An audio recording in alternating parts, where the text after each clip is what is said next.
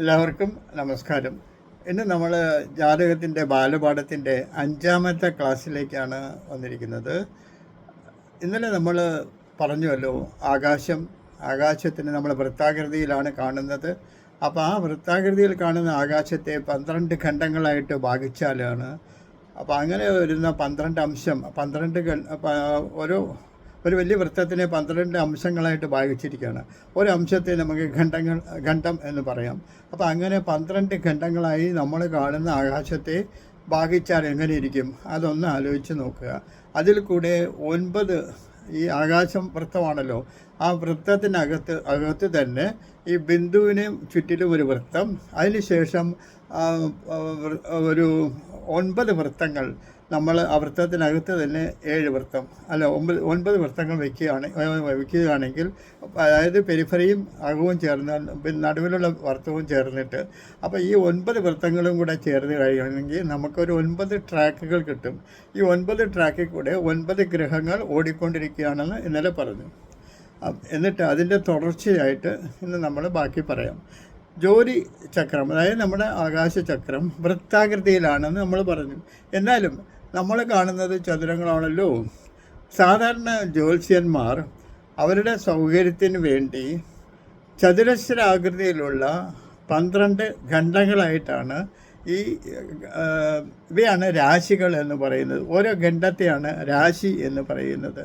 അപ്പോൾ ജ്യോതിചക്രം വൃത്താകൃതിയിലാണെങ്കിലും സാധാരണ ജ്യോത്സ്യന്മാർ അവരുടെ സൗകര്യത്തിന് വേണ്ടി ഈ ഖണ്ഡങ്ങളെ, അതായത് രാശികളെ, 12 ഖണ്ഡങ്ങളെ, 12 രാശികളെ, ഇതിനാണ് രാശി എന്ന് പറയുന്നത്. ഒരു ഖണ്ഡത്തിനെയാണ് ഒരു രാശി എന്ന് പറയുന്നത്.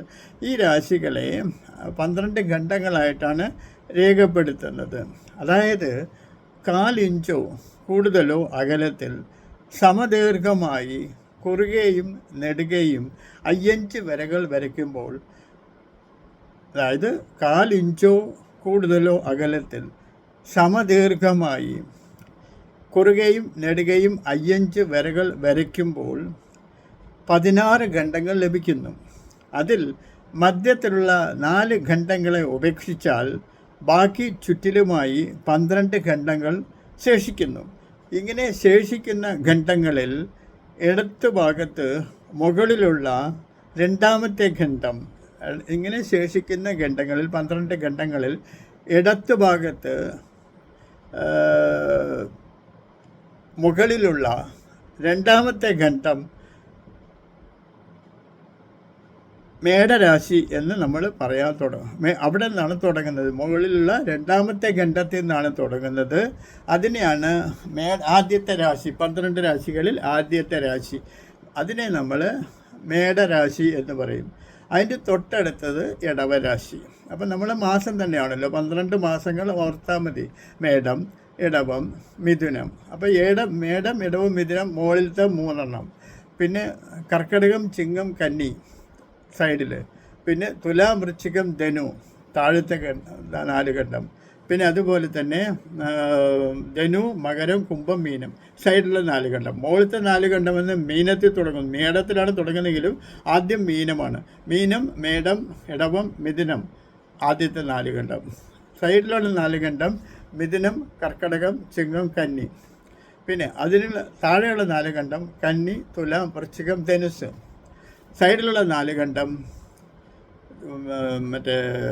ധനുസ്, മകരം, കുംഭം, മീനം. അപ്പം അങ്ങനെ ഈ 12 രാശികളെ ഈ 12 ഖണ്ഡങ്ങളെയാണ് 12 രാശികൾ എന്ന് നമ്മൾ പറയുന്നത്.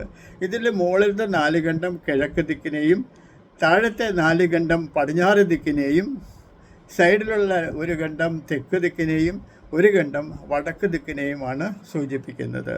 മുകളിലെ 4 ഖണ്ഡം കിഴക്ക് ദിക്കാണ്, കീഴെയുള്ള 4 ഖണ്ഡം പടിഞ്ഞാറ് ദിക്കാണ്, സൈഡിലുള്ള 4 ഖണ്ഡം തെക്ക് ദിക്കാണ്, ഇപ്പോഴത്തെ സൈഡിലുള്ള 4 ഖണ്ഡം വടക്ക് ദിക്കാണ്. ഇങ്ങനെയാണ് നമ്മൾ ഖണ്ഡങ്ങളെ രാശികളായിട്ട് പറയുന്നത്. ഈ രാശികളിൽ നേരത്തെ പറഞ്ഞതുപോലെ ഒരാൾ ജനിക്കുന്ന സമയത്ത് നടുവിലത്തെ രാശി, അതായത് നമ്മുടെ ഭൂമി, ആ ഭൂമിയിൽ 12 ഖണ്ഡങ്ങളുണ്ടല്ലോ, 12 അംശങ്ങളുണ്ട്. അതിൽ ഏതെങ്കിലും ഒരു അംശത്ത് ഒരു സ്പാർക്ക് ഓഫ് ലൈറ്റ് വരുമ്പോൾ ആകാശത്ത് സെറ്റ് ചെയ്തിരിക്കുന്ന ഒരു ക്യാമറ ക്ലിക്ക് ചെയ്യപ്പെടുകയും താഴെ ഒരു ഈ ഓടിക്കൊണ്ടിരുന്ന ഗ്രൗണ്ടിൽ നിന്നും ഒരു ഫോട്ടോ നമുക്ക് കിട്ടുകയും ചെയ്യും. ഈ ഫോട്ടോയിൽ നമ്മൾ നോക്കുമ്പോൾ അറിയാം, ഇതിൽ സൂര്യൻ, ചന്ദ്രൻ, ബുധൻ, രാഹു, കേതു, പിന്നെ ശനി, ഇവരൊക്കെ ഓടിക്കൊണ്ടിരിക്കുകയാണെന്ന് നമ്മൾ പറഞ്ഞുവല്ലോ. അപ്പം നമ്മൾ ഇവരുടെ സ്പീഡും പറഞ്ഞു. അപ്പോൾ ഇവരുടെ സ്പീഡിൽ ഇവർ ഓടിക്കൊണ്ടിരിക്കുമ്പോൾ എല്ലാവരും എല്ലാ ഘട്ടത്തിലും എപ്പോഴും കണ്ടുകൊള്ളണമെന്നില്ല. അപ്പോൾ ഈ സ്പാർക്ക് ഓഫ് ലൈറ്റ് വരുമ്പോൾ ചില ഖണ്ഡങ്ങളിൽ ആരും കാണത്തില്ല, ചില ഖണ്ഡങ്ങളിൽ ചിലപ്പോൾ 2-3 പേര്, അതായത് 9 ഖണ്ഡങ്ങളുണ്ടല്ലോ, 9 ഖണ്ഡത്തിൽ ഒരു ഖണ്ഡത്തിൽ രാഹു, ഒരു ഖണ്ഡത്തിൽ ബുധൻ, അങ്ങനെയൊക്കെ കാണാം. അപ്പോൾ ഒരേ ഖണ്ഡത്തിൽ തന്നെ 2-3 ആൾക്കാർ കാണാമല്ലോ. നമ്മളിപ്പോൾ മുകളിൽ നിന്ന് ഫോട്ടോ എടുക്കുകയല്ലേ, ഫോട്ടോ എടുക്കുന്ന സമയത്ത് 9 ഖണ്ഡങ്ങളുണ്ട്, 9 ട്രാക്കുകൾ, ഖണ്ഡങ്ങളല്ല, 9 ട്രാക്കുകളുണ്ട്. 9 ട്രാക്കുകളായിട്ട് 9 പേര് ഓടിക്കൊണ്ടിരിക്കുകയാണ്. അപ്പം നമ്മൾ മുകളിൽ നിന്ന് ഫോട്ടോ എടുക്കുമ്പോൾ ഒരു ഖണ്ഡത്തിൽ തന്നെ ചിലപ്പോൾ രണ്ട് പേര് ഓടിക്കൊണ്ടിരിക്കുന്നത് കാണാം, അല്ലെങ്കിൽ ഒരു ഖണ്ഡത്തിൽ ആരും കാണില്ല, ഒരു ഖണ്ഡത്തിൽ 3 പേര് ഓടിക്കൊണ്ടിരിക്കുന്നത് കാണാം.